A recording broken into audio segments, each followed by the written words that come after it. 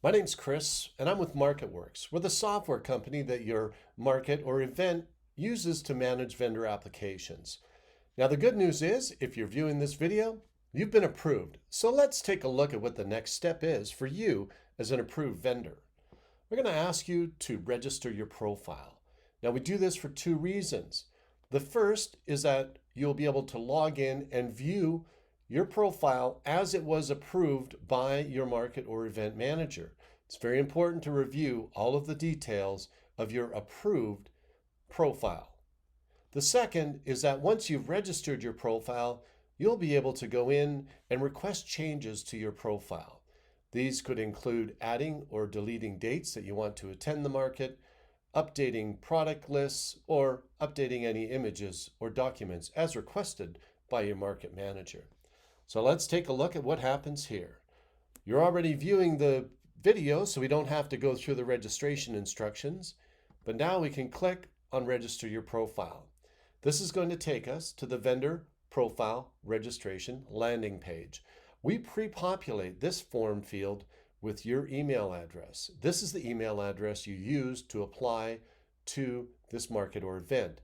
It's important that you keep this email the same throughout your season. So we're going to go ahead and we're going to send a request for the code that's going to allow us to register this profile. Now, the first step in registering that profile is going to be setting up a password. So we'll pop back here, take a look into the email. We've got our registration code.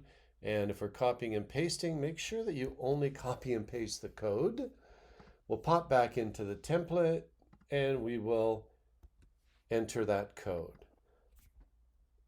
And this is the point that we're going to get to be prompted to set up our password so that we can then log into our profile and review it. Now, some of the browsers will prompt you to use a strong password. You don't have to use that. It's completely up to you.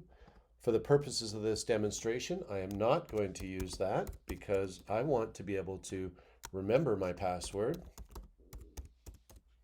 And in order to see the password that I'm putting in, I can just click on the I here, and that'll allow me to view what I'm typing in. We can go ahead and set this password. Once that password has been set up, we're now able to log into our account. So we can go ahead and click on Login, and I'm going to put in my email address. And I'm going to put in the password that I set up. And we can now log in. Once logged in, I can see my profile as it was approved by the market or event manager. All of the details are here. All my contact information, the dates I've applied for, the categories, images, and documents that were uploaded. Now, in the event that I want to request a change, say I've decided that I'm going to go on a holiday, or I want to add a market date, or update my product list, I simply go in and request a change. When I request a change, I can edit any of the fields. Don't edit this email one though. We need that to remain the same. You'll notice here that I'm not able to edit any of the dates that I've already passed, but I can go and request changes to dates that are in the future. So I want to add the 4th of December, take away the 27th of November, and I want to add tires to my list of items that I want to sell. And that's pretty much all that I want to do. So I can go ahead and I can submit these change requests. This is where you're told that your market manager will now be sent an email to review your change requests. And then when they do that, you'll be sent an email informing you of the results of that review. So let's go ahead and say okay for that. We'll pop back in here and we're going to sneak into the market manager side of things. So let's take a look at how they manage this change request. We click on the change request. You can see that we've removed these dates, we've added this date, and your market manager approves this. Now, you've requested to sell tires as well. Your market manager rejects this request. They go down, they can see there are no more changes, and then they click on commit to those changes.